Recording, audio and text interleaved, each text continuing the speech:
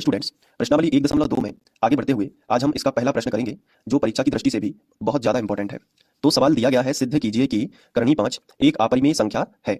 तो वैसे तो सभी जानते हैं कि करणीय 5 एक अपरिमेय संख्या ही है, लेकिन हमें ये सिद्ध करके बताना है। तो चलिए हम इसमें विरोधोक्ति विधि का इस्तेमाल करेंगे। अब आप सोच रहे होंगे कि ये विरोधोक्ति विधि क्या कहलाती है। विरोधोक्ति विधि हम दिए हुए का विपरीत मानते हैं, मतलब जो हमें सवाल में दिया रहता है हम उसका विरोध करते हैं, उसे हम विरोधोक्ति विधि कहते हैं। तो हेडिंग डालते हैं विरोधोक्ति विधि से, और अच्छे से नोट करते जाना। एक नोटबुक कॉपी बना लेना है, जैसा कि मैंने आपको बताया, तो आपके नोट्स भी बनते जाएंगे और आपको समझ में भी आता जाएगा। तो विरोधोक्ति विधि में जो हमें दिया गया है, जैसे हमें दिया गया है कि करणीय 5 एक अपरिमेय संख्या है, तो हम इसका उल्टा मान लेते हैं और हम लिखेंगे माना करणीय 5 एक परिमेय संख्या है। तो अपरिमेय संख्या हमें दिया गया था, तो विरोधोक्ति विधि में हम इसका उल्टा मान लेंगे। ये होता है पहला स्टेप। बताओ यहां तक बन जाएगा ना, कोई दिक्कत तो नहीं होगी कि माना करणीय 5 एक परिमेय संख्या है। अब करणीय 5 एक परिमेय संख्या है, तो सिंपल सी बात है, परिमेय संख्या क्या कहलाती है? ऐसी संख्याएं जो p बटे q के रूप में लिखी जाती हैं। तो करणीय 5 को हम p बटे q के रूप में लिख सकते हैं।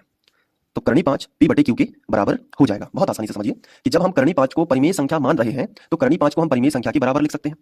और यहाँ पे जो p और q है इसका परिचय दे देते हैं। तो आप एग्जाम में एक ब्रैकेट बनाओगे और यहाँ पे आप लिखोगे कि p और q सहअभाज्य पूर्णांक हैं, इस तरीके से, और नीचे लिखोगे और q बराबर नहीं है 0। तो ये आप लिखोगे। अब ये जो ब्रैकेट में लिखा है इसको थोड़ा सा आपको समझना है।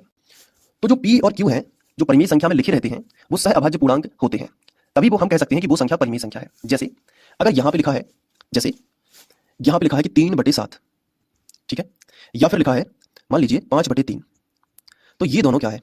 ये दोनों परिमेय संख्या है, क्योंकि ये बटे के रूप में लिखी है, ये p बटे q के रूप में है, अंश बटे हर के रूप में है, तो ये क्या है? परिमेय संख्या है। जहां ऊपर वाली जो संख्या होती है जो बटे के ऊपर लिखी रहती है इसे अंश कहते हैं, या हम इसे p मान लेते हैं। ऊपर वाली संख्या p है और जो नीचे वाली संख्या है इसे हम q मानते हैं। इतना समझ आ गया? तो यहाँ पे भी जो ऊपर वाली संख्या है इसे हम p मान लेंगे और जो नीचे वाली संख्या है इसे हम q मान लेंगे। कोई दिक्कत? कोई दिक्कत नहीं। अब यहाँ पे जो p का मान है और जो q का मान है दोनों सहअभाज्य पूर्णांक है।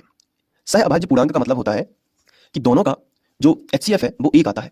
मतलब अगर मैं आपसे कहूं कि 3 के गुणनखंड निकालिए, तो आप 3 के गुणनखंड जो है वो क्या निकालोगे? 3 ही निकालोगे। और जो 7 है, अगर मैं आपसे कहूं कि 7 का गुणनखंड निकालिए, तो 7 तो अभाज्य संख्या है तो वो टूटेगी नहीं, तो 7 का गुणनखंड 7 ही आएगा।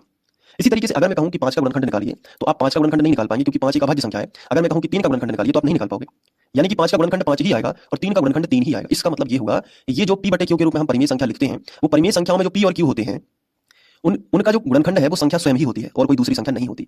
यहाँ पे भी आप देख सकते हैं कि जो 7 लिखा है उसका गुणनखंड वो संख्या स्वयं है और कोई दूसरी संख्या नहीं होती है।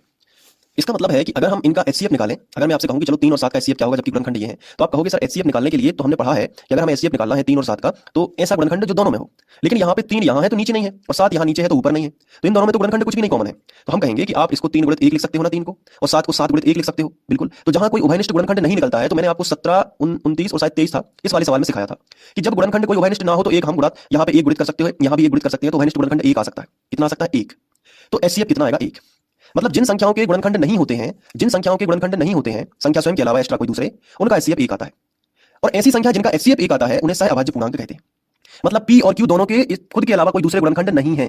p और q कह रहे हैं कि मेरा कोई गुणनखंड नहीं है, p कह रहा है कि मेरा कोई गुणनखंड नहीं है, q कह रहा है कि मेरा कोई गुणनखंड नहीं है, इसलिए तो वो परिमेय संख्या है। तो इस बात को याद रखना कि ना p का कोई गुणनखंड है ना q का कोई गुणनखंड है, क्योंकि दोनों का HCF 1 आएगा। और परिमेय संख्या भी इसी को कहते हैं जिनमें p और q क्या होते हैं? सहअभाज्य पूर्णांक, यानी कि इनका कोई गुणनखंड नहीं होता। अगर सवाल में अगर p का कोई गुणनखंड निकल आया या q का कोई गुणनखंड निकल आया, इसका मतलब p और q झूठ बोल रहे हैं। समझ में आया कि नहीं? अभी पूरा सवाल समझ में आएगा, बस ध्यान से देखते रहो। अभी मैंने केवल यही समझाया कि p और q सहअभाज्य पूर्णांक होते हैं किसी भी परिमेय संख्या में, और सहअभाज्य पूर्णांक का मतलब आप समझ गए होंगे कि इन दोनों का HCF क्या है? 1 है। इसका मतलब भी आप समझ गए होंगे कि ना तो p का खुद के अलावा कोई गुणनखंड है ना q का खुद के अलावा कोई गुणनखंड है। जैसे मैंने आपके सामने एक संख्या लिखी 12, बहुत ध्यान से समझना। तो 12 का खुद के अलावा गुणनखंड क्या होते हैं? जैसे 12 को अगर हम तोड़ेंगे तो 2 दूनी 4, 4 तिया 12, तो 12 के देखो इतने सारे गुणनखंड निकला है कि नहीं? 1 2 3 है। लेकिन अगर मैंने कहा चलो 17 के गुणनखंड निकालो, तो आप कहोगे सर 17 का तो 17 ही होता है, तो 17 का स्वयं के अलावा कोई दूसरा गुणनखंड नहीं है। अगर मैंने कहा 29 का गुणनखंड निकालो, तो आप कहोगे सर 29 का गुणनखंड क्या निकालना है? 29 ही रहता है, ये टूटता ही नहीं है, इसको कहीं से भी भाग नहीं दिया जा सकता। 29 अभाज्य संख्या है, तो 29 का संख्या स्वयं 29 के अलावा कोई दूसरा गुणनखंड नहीं है, इसलिए ये दोनों क्या है? सहअभाज्य पूर्णांक है, क्योंकि दोनों का HCF 1 आने वाला है, क्योंकि इसके गुणित में भी हम 1 लिख सकते हैं, इसके गुणित में भी 1 लिख सकते हैं। तो HCF कितना आएगा? HCF 1 आएगा। तो आप मायने समझ में आई इस ब्रैकेट के? बहुत डीपली अगर समझोगे तो ही ऐसे सवालों को कर सकते हो। रटने में तो सभी बच्चे रट रहे हैं, आप इसको समझो, क्योंकि आपका अगर टीचर आपसे क्लास में पूछता है कि सहअभाज्य पूर्णांक का मतलब क्या है, तो बेटा आप उसको बता सको। तो अभी तक हमने ये जाना कि p और q, ना p का कोई गुणनखंड है ना q का कोई गुणनखंड है। चलिए आगे, अब नया स्टेप आगे बढ़ाते हैं। अब हम इसके बटे कुछ नहीं है तो 1 कर सकते हैं, या ना भी करो तो ये गुणा कर दो। q का करणीय 5 में गुणा होगा तो क्या होगा? q करणीय 5 होगा कि नहीं? बताओ। q का करणीय 5 में होगा तो क्या होगा? q करणीय 5, और बराबर लगा है तो बराबर लगा दो, और p लिखा है तो p लिख दो। अब हम क्या करेंगे? यहाँ पे दोनों पक्षों का वर्ग करेंगे ताकि ये करणीय को हम हटा सकें। तो हम हेडिंग डालेंगे दोनों पक्षों का वर्ग करने पर। ये हेडिंग आप डाल दोगे ना? ठीक है, यहाँ तक बन जाएगा पूरा सवाल। कुछ नहीं करना है, मान लेना है परिमेय संख्या p बटे q, फिर क्रिया गुणा कर देना है, दोनों पक्षों का वर्ग करना है। तो चलिए कर देते हैं। तो इस पे भी वर्ग लगा देते हैं, q करणीय 5 पे भी हम वर्ग लगा देते हैं, और यहाँ पे हम p पे भी क्या लगा देते हैं? वर्ग लगा देते हैं। अब वर्ग का मतलब q का वर्ग हो जाएगा तो q वर्ग हो जाएगा, और करणीय 5 का वर्ग हो जाएगा तो 5 बाहर आ जाएगा। याद रखना इस चीज को, और p स्क्वायर यहाँ पे रहेगा। मतलब अगर कोई करणीय में संख्या है और उसके ऊपर वर्ग लगा है, तो हम उसको ऐसा लिख सकते हैं करनी 5 गुणित करनी 5, क्योंकि उस पर वर्ग लगा है ना। तो करनी 5 का करनी 5 में होगा तो 5 बाहर आ जाएगा, करनी 3 का करनी 3 में होगा तो 3 बाहर आ जाएगा, अगर करनी 7 का करनी 7 में होगा तो 7 बाहर आ जाएगा। ये याद रखो। क्यों आता है बाहर, रीजन समझो। जैसे करनी 5 गुणित करनी 5 लिखा है तो हम सब दोनों में करनी है तो इकट्ठी करनी लगा के 5 गुणित 5 अंदर लिख सकते हैं। बताओ लिख सकते हैं कि नहीं। अब इन दोनों की जोड़ी बनेगी तो 5 बाहर आ जाएगा, आएगा कि नहीं। तो जब हमने 8वीं क्लास में पढ़ा कि दो संख्या की जोड़ी बना के हम बाहर निकालते हैं करनी से, तो दो संख्या 2 5 मिल गए तो एक 5 बाहर आ गया। बोलो समझ पाओ कि नहीं। तो इसलिए करनी 5 का वर्ग होगा तो 5 बाहर आ गया। एक एक चीज अच्छे से समझते चलो। अब हम संख्या को आगे लिख सकते हैं, तो हमने 5 आगे लिख दिया और क्यू वर्ग को हमने पीछे लिख दिया, तो क्यू वर्ग और बराबर क्या हो गया, पी स्क्वायर। गुणा तो माना ही जाता है इन दोनों के बीच में। इस इक्वेशन को बड़े ध्यान से देखो। पी वर्ग के सामने क्या मिल रहा है, 5। बहुत ध्यान से समझना है। पी वर्ग के सामने क्या मिल रहा है, 5। इसका मतलब है कि पी वर्ग का एक गुणनखंड क्या है, 5 है। कैसे कह सकते हैं, जैसे मैंने आपसे कहा कि 12 के गुणनखंड निकालो, तो 12 के गुणनखंड के सामने अगर 2 गुणित 2 गुणित 3 लिखा है, तो 12 के सामने अगर 2 लिखा है तो हम कहते हैं कि 12 का एक गुणनखंड क्या होगा, 2 होगा। इसी तरीके से पी वर्ग के सामने क्या लिखा है, 5, तो पी वर्ग का एक गुणनखंड क्या है भाई साहब, 5 है। तो यहाँ पे हम लिखेंगे कि पी वर्ग का एक गुणनखंड क्या है, 5 है। और जब पी वर्ग का एक गुणनखंड 5 है तो गणित कहती है कि अगर किसी संख्या का वर्ग, अगर किसी संख्या का गुणनखंड, किसी संख्या के वर्ग का गुणनखंड अगर कोई चीज है तो वो संख्या का भी गुणनखंड होगी। मतलब यदि पी वर्ग का एक गुणनखंड 5 है तो वह पी का भी एक गुणनखंड होगी। तो हमने यहाँ पे लिखा तो पी का भी एक गुणनखंड क्या होगा, 5 होगा। तो यहाँ पे पी पकड़ा गया। बहुत ध्यान से समझो स्टोरी को। यहाँ पे पी पकड़ा गया क्योंकि पी अभी क्या बोल रहा था कि मैं तो सहभाज्य पूर्णांक हूं, मतलब मेरे अलावा कोई दूसरा गुणनखंड नहीं है। लेकिन यहाँ पे पी का एक गुणनखंड 5 निकल के सामने आ गया। इसका मतलब है कि पी परिमेय संख्या वाला नहीं है।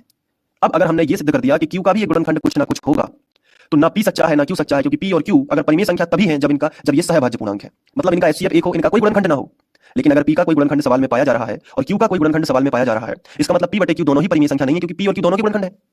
तो यहाँ पे हमें पकड़ में आ गया पी। तो हमने लिखा कि पी वर्ग का एक गुणनखंड 5 है तो पी का भी एक गुणनखंड क्या होगा, 5 होगा। तो हमने यहाँ पे एक चीज लिखी कि जब किसी संख्या का कोई गुणनखंड अगर है, जैसे 5 है, तो इस चीज को समझो। जैसे 12 के गुणनखंड क्या बताता हूं मैं, 2 गुणित 2 गुणित 3।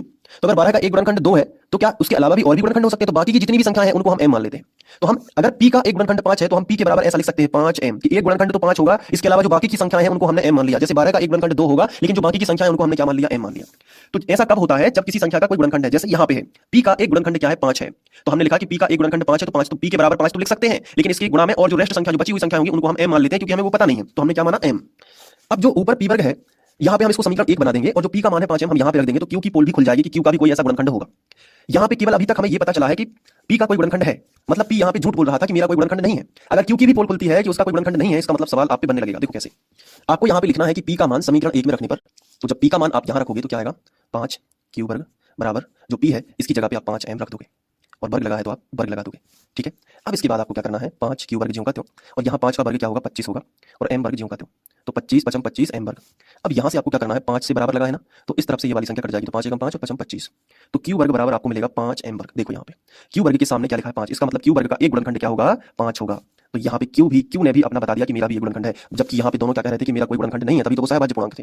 तो यहाँ पे एक विरोधाभास अपने आप में उत्पन्न हो रहा है। क्या हो रहा है, यहाँ पे हम लिखेंगे कि क्यू वर्ग का एक गुणनखंड 5 है तो क्यू का भी एक गुणनखंड क्या होगा, 5 होगा, क्योंकि जब किसी संख्या का वो गुणनखंड है, किसी संख्या के वर्ग का अगर वो गुणनखंड है तो वो संख्या का भी होगा। ये गणित कहती है। मतलब यहाँ पे p का भी एक गुणनखंड निकल के आया है, इसे हम अगर फर्स्ट कथन मान लें, और ये इस वाले कथन से पता चलता है कि q का भी एक गुणनखंड है 5, इसे हम सेकंड कथन मान लें, तो इस हिसाब से तो p और q दोनों के गुणनखंड है, मतलब p का भी गुणनखंड है और q का भी गुणनखंड है यहाँ पे। तो हम कह सकते हैं कि कथन 1 बातों से स्पष्ट है कि p और q सहअभाज्य पूर्णांक नहीं है, p और q सहअभाज्य पूर्णांक नहीं है, अतः p बटे q परिमेय संख्या नहीं है। तो अतः p बटे q परिमेय संख्या नहीं है, और जब ये परिमेय संख्या नहीं है, इसका मतलब ये होगा कि ये भी परिमेय संख्या नहीं होगी।